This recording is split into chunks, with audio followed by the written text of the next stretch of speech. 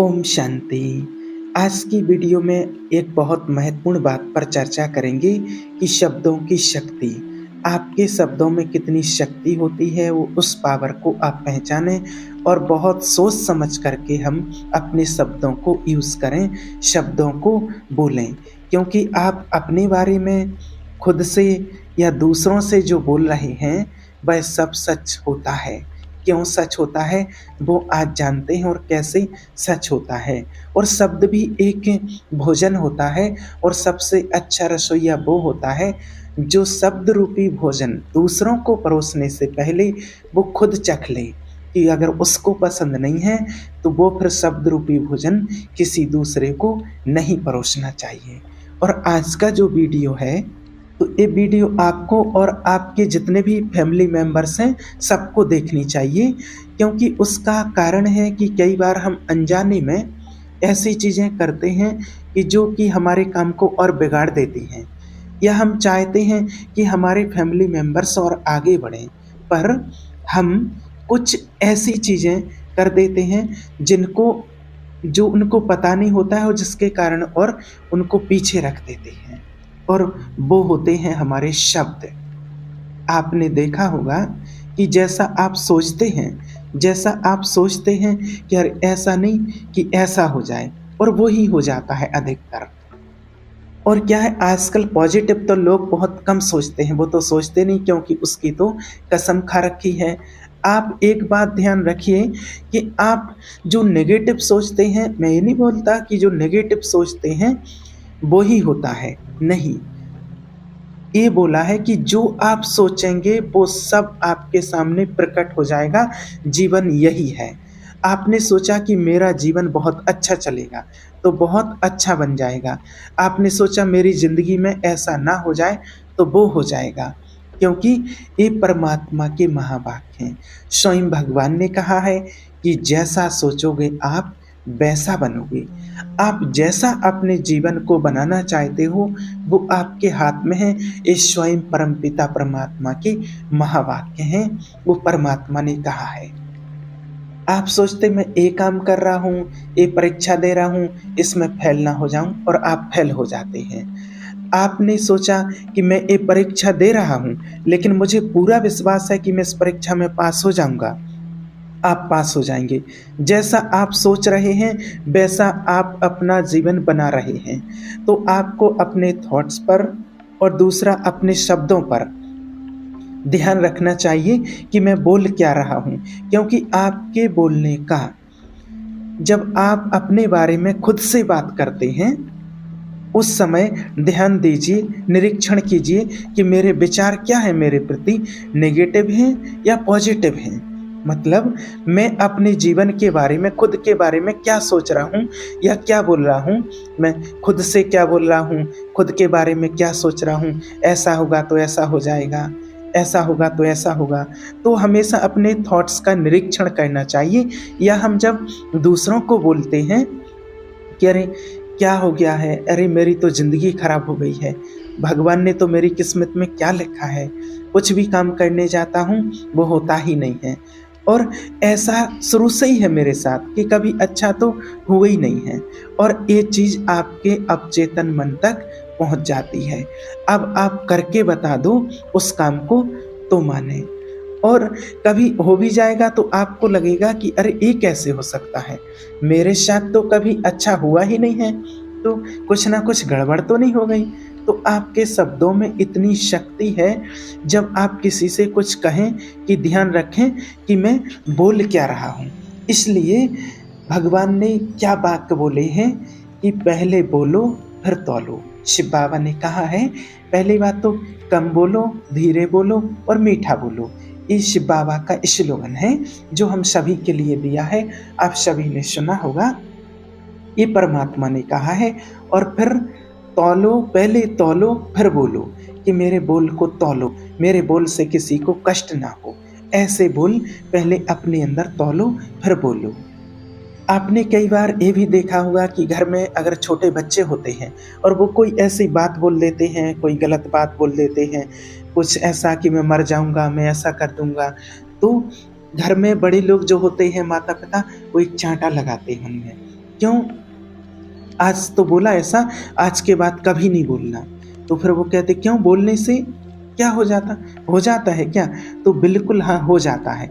क्योंकि जब हम बोलते हैं तो उससे वाइब्रेशन बनती है। जो हम बोलते हैं उससे वाइब्रेशन बनती है, ये पक्का है। आपको एक प्रैक्टिकल छोटी-सी कहानी बताते हैं, जो शायद कुछ लोगों ने सुनी भी होगी। ये प्रैक्टिकल घटना है और अगर जिन्होंने नहीं सुनी हो तो आप सर्च करके सुन भी सकते हैं, पढ़ भी सकते हैं, उसको देख भी सकते हैं। जिन्होंने ये हमारी जो बल्ब का आविष्कार किया है, उनका नाम तो आपने शायद सुना ही होगा।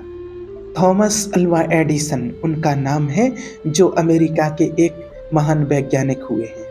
तो क्या हुआ, जब ये छोटे थे स्कूल में गए, जब इनको स्कूल में एडमिशन करवाया गया, तो जो उनके प्रिंसिपल थे उन्होंने एक चिट्ठी लिख करके और इनके हाथ में दे दी और कहा कि अपने घर पे दे देना। तो वो उन्होंने आकर के अपनी मम्मी को वो चिट्ठी दे दी चिट्ठी। मम्मी ने वो चिट्ठी पढ़ी तो इन्होंने पूछा कि क्या लिखा है उस चिट्ठी में। अब ये तो पढ़ नहीं सकते थे, तो छोटे थे। तो फिर मम्मी ने कहा कि बेटा इन्होंने लिखा है कि जो स्कूल से चिट्ठी आई है, तो आपके जो प्रिंसिपल ने ये लिखा है कि आपका जो बच्चा है ये एक्स्ट्रा इंटेलिजेंट है, मतलब कि बहुत होशियार है। और हमारे स्कूल में जो टीचर हैं और वो इतने लायक नहीं है कि आपका बच्चा इतना होशियार, इतना इंटेलिजेंट है कि इस बच्चे को पढ़ा सकें। उनकी माँ ने उनको समझाया कि क्या होता है, कुछ बच्चे तो एकदम नॉर्मल होते हैं और कोई होते हैं एक्स्ट्रा इंटेलिजेंट, बहुत होशियार। तो तो वो है, और इनके स्कूल में जो टीचर हैं वो इतने लायक नहीं है कि वो माना आपको पढ़ा सकें, इतने होशियार नहीं है वो टीचर। तो फिर इन्होंने बोला है कि आप एक काम करो, इसको घर पे ही पढ़ाओ। तो फिर उनकी माँ ने उनको घर पे पढ़ाना शुरू कर दिया। अब ये बात उनके दिमाग में बैठ गई, उनके जो वैज्ञानिक थे उनके दिमाग में ये बात बैठ गई कि अरे मैं इतना खतरनाक आदमी हूँ, इतना होशियार हूँ। और उसके बाद में फिर उन्होंने पढ़ाई की, पढ़ाई में मन लगाया, पूरा उनका जीवन बहुत अच्छे से मेहनत की, बहुत आगे बढ़े और उन्होंने फिर बल्ब का आविष्कार किया। और बल्ब का आविष्कार उन्होंने ही किया है, आप सबको पता होगा शायद। और उनकी माँ जो होती थी तो उन्होंने वो चिट्ठी, जो लोहे की पेटी वगैरह होती थी उस ज़माने में, तो उसमें वो चिट्ठी रख दी। और जब एक बार देखा उन्होंने, उनकी माँ तो चली गई थी, शरीर छोड़ दिया था, तो उन्होंने देखा कि वो चिट्ठी पड़ी है। जो उन्होंने वो चिट्ठी देखी और उसमें लिखा था कि आपका जो बच्चा है ये मंदबुद्धि है और ये हमारे स्कूल के जो टीचर हैं ये इसे नहीं पढ़ाएंगे, क्योंकि ये दूसरे बच्चों को भी कहीं ना कहीं इसकी जो मंदबुद्धि है उसका इफेक्ट पड़ेगा, असर डालेगा। तो प्लीज़ इसे आप अपने घर पर ही पढ़ाएं या किसी और स्कूल में पढ़ाएं। और जब उन्होंने इस चिट्ठी को देखा, ये रियल स्टोरी है, कोई कहानी नहीं है, आप प्रैक्टिकल इसको सर्च करके आप सुन सकते हैं और शायद कई लोगों ने तो सुना भी होगा। तो आप मना पढ़ करके देख करके और आप विश्वास कर सकते हैं कि मना कहने का भाव कि शब्दों में कितनी शक्ति होती है, उसके ऊपर जो बात चल रही है, जो बता रहे हैं आपको, तो आप पढ़ सकते हैं, सुनकर मना इसमें सर्च करके आप पढ़ सकते हैं स्टोरी को। तो जब इन्होंने वो पढ़ा, वो चिट्ठी पढ़ी और इन्होंने देखा और उनका दिमाग खराब हो गया कि अरे बताओ, मैं इतना मंदबुद्धि था और माँ ने ऐसा बोला। अगर मान लो उस टाइम पर मेरी माँ एक कहती कि तुम पता नहीं क्या है, हमारी तो किस्मत ही खराब थी, ऐसा लड़का हुआ, या तुम तो मंदबुद्धि है इसलिए स्कूल वालों ने तुझे निकाल दिया है, एडमिशन ही नहीं ले रहे हैं, निकाल दिया, तो शायद वो आज कहाँ होता वो बच्चा, है नहीं, वो कहाँ होते आज, क्या होता उनका, उनकी जीवन लाइफ में क्या होता। तो सबसे बड़ी बात ये होती है कि आप बोल क्या रहे हैं, आप अपने अवचेतन मन तक क्या पहुंचा रहे हैं। तो फिर उन्होंने कहा कि वाह, आज मेरी माँ ने मुझे क्या बना दिया। तो ये होती है शब्दों की शक्ति। लेकिन हम क्या करते हैं कि हमारे घर में अगर बच्चे हैं तो वो बढ़िया हैं, फिर भी हम उसको टॉन्ट मारते रहते हैं, क्या होगा तेरा, तू तो कुछ नहीं कर सकता, आगे नहीं बढ़ सकता। अगर कोई चीज़ गलत हो जाती है तो कहते देख उनका बच्चा उनका बच्चा ऐसा है, इतना आगे बढ़ रहा, तो उनको कहीं न कहीं ऐसे फ़ील होता है कि मैं उनसे लो हूँ, मैं आगे नहीं बढ़ सकता। जबकि ऐसा भी हो सकता है कि आपका बच्चा उनसे तेज़ है, लेकिन उसको आप फ़ील कैसा करवाते हैं? लो फ़ील करवाते हैं, लो फ़ील कि आप कुछ नहीं कर सकते हैं। तो आप बात समझो, और इस बात का, इस चीज़ का आपके बच्चे के ऊपर पूरा प्रभाव पड़ता है, क्योंकि उसके अवचेतन मन में ये बात जाएगी कि मैं कम पढ़ता हूँ, मैं इंटेलिजेंट कम हूँ, मैं आगे नहीं बढ़ सकता हूँ, या मुझसे कोई भी काम अच्छे से नहीं होता है, या कई बार कि ये तो हर काम बिगाड़ देता है। और कई बार तो क्या होता है, जब हमारे घर में कोई मेहमान आते हैं, तो हम मेहमानों के सामने उन बच्चों की क्या करते हैं, निंदा करते हैं। अरे ये तो कुछ नहीं करता है, इसने तो एक काम भी ढंग से नहीं किया है, पता नहीं इसका तो क्या होगा। इसने तो आज तक एक काम ढंग से नहीं किया, पता नहीं इसका क्या होगा, क्या करेगा, तो ये नहीं, वो नहीं सब। और वो बच्चा सुनता है बैठे-बैठे, और वो सारी चीज़ें डेली अवचेतन मन में उसके जा रही हैं, क्योंकि हम तो सुबह-शाम कई बार देखा कि घरों में कि उस सुबह उठते ही साथ एक कार्यक्रम शुरू हो जाता, बोलना शुरू कर देते हैं। और देखिए, ऐसा नहीं बोलना चाहिए। देखिए, जब तक आप अपने बच्चों को उनकी शक्ति याद नहीं दिलाओगे कि आपके अंदर क्या पावर है, ये तेरा जन्म ऐसे ही नहीं हुआ, गलती हो गई कोई बात नहीं, गलती इंसान से होती है। एक छोटी-सी गलती क्या कर दी बेचारे ने, उसके पीछे पड़ जाते हैं, और उसका उसके जीवन में क्या प्रभाव पड़ता है उसका पता नहीं।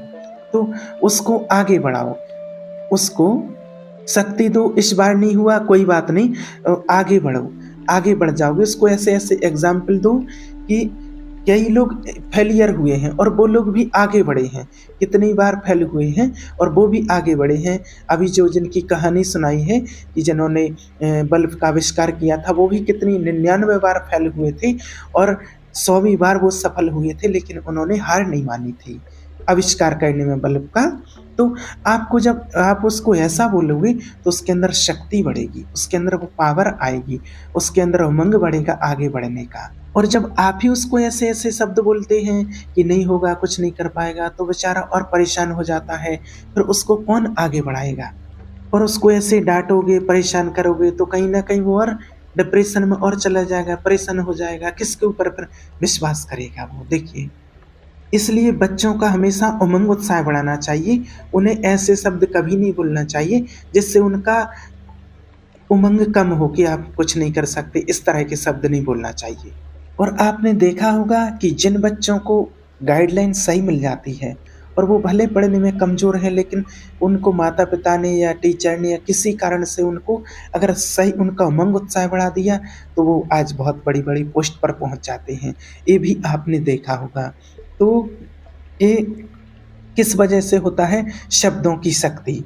जब आप कितना ही आपको लगता है कि बहुत कम जानता है, आप उसकी तारीफ़ कीजिए, मेहमान आए तो उनके सामने उस बच्चे की तारीफ़ कीजिए, और उसके सामने, मेहमानों के सामने बोलिए कि कोई बात नहीं, सब कुछ अच्छा होगा बेटा, आगे बढ़ो। उसको बोलिए चिंता नहीं करो, सब कुछ अच्छा होगा, तो फिर देखिए वो आगे बढ़ेगा, क्योंकि हर एक बच्चे को चाहिए परिवार वालों का सपोर्ट।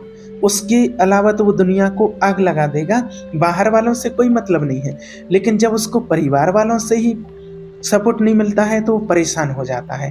फिर आप ही बोलते हो कि हमारा बच्चा कुछ कहता नहीं है, बोलता ही नहीं है, तो आपने उसको कहने जैसा रखा ही नहीं है। आप उसकी बात सुनते ही नहीं कि वो कहना क्या चाह रहा है। ऐसे कभी डाँटने से कभी कुछ नहीं होगा। तो कहने का मतलब है कि आपके शब्दों में बहुत ताकत होती है, शब्द शक्ति, और वो ताकत बताना पड़ती है। तो देखिए, ताकत को बताना पड़ती है। आपने वो रामायण में तो सब देखा ही है, जब सीता माता जी का पता लगाने जाना था, तो हनुमान जी बैठे थे, और बैठे-बैठे समुद्र किनारे विचार कर रहे थे। तो जामवंत जी और बाकी वानर सेना और कुछ लोग आए और उनको बोला कि आप जा सकते हैं समुद्र पार और सीता जी का पता लगाने। तो बोले, कहाँ? उधर लंका में।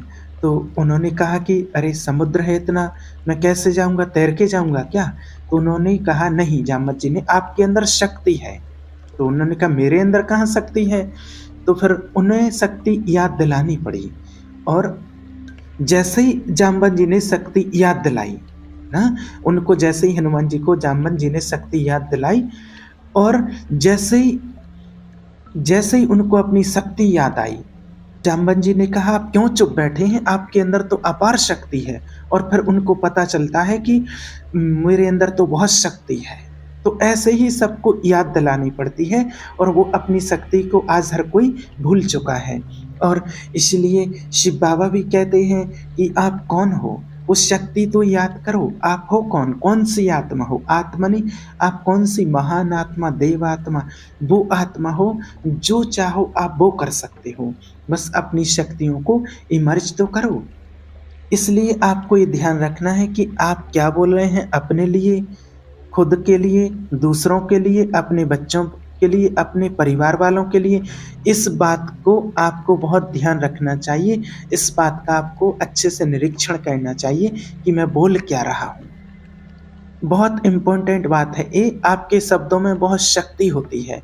हमेशा अपने लिए, अपने परिवार के लिए अच्छा बोलिए कि मेरा जन्म किसी विशेष कार्य के लिए हुआ है, किसी विशेष उद्देश्य के लिए मैं यहाँ पर आया हूँ, और समय आएगा तो वो काम मेरे द्वारा करवा लिया जाएगा, और मुझे हमेशा पॉजिटिव रहना है। हमें शिव बाबा क्यों बोलते हैं, वो परमात्मा डायरेक्शन क्यों देते हैं कि हमेशा शौमान का अभ्यास करो, हमेशा शौमान ले लो। मैं देव आत्मा हूँ, मैं महान आत्मा हूँ, मैं पुण्य आत्मा हूँ, मैं मास्टर सर्वशक्तिवान हूँ, मैं खुशनसीब आत्मा हूँ, मैं ईश्वर की संतान हूँ। तो मना ये बोलने से क्या होता है, क्यों शिव बाबा हमें ये बोलते हैं शौमान का अभ्यास करने का, शौमान का चिंतन करने का। इससे क्या होता है, बात इससे अवचेतन तक पहुंचती है। जो आप बोलते हैं कि मैं बहुत पावरफुल आत्मा हूँ, मैं महान आत्मा हूँ, और जब आप अपने आप से ऐसा बोलेंगे तो वो सारी शक्तियाँ आपके अंदर आएंगी, और फिर अंदर से बाहर निकल के आएंगी। इसलिए आपके शब्दों में जो बहुत शक्ति होती है, इसलिए जो भी बोलते हैं बहुत सोच समझ करके बोलिए, फिर चाहे चाहे वो कोई भी शब्द हो। इसलिए बाबा कहते हैं कि आपको बहुत सोच समझ करके बोलना चाहिए।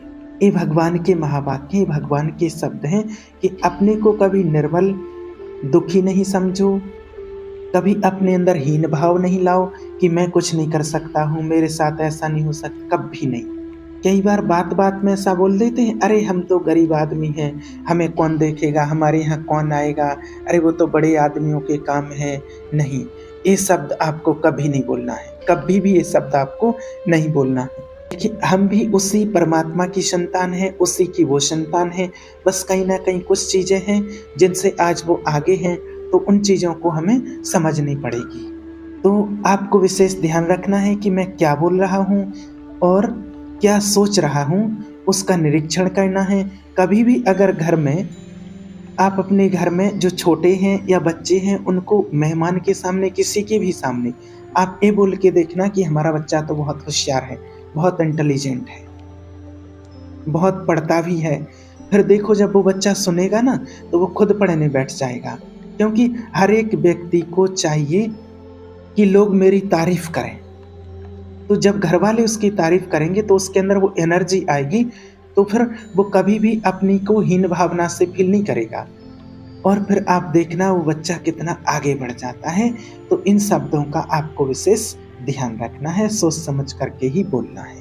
ओम शांति।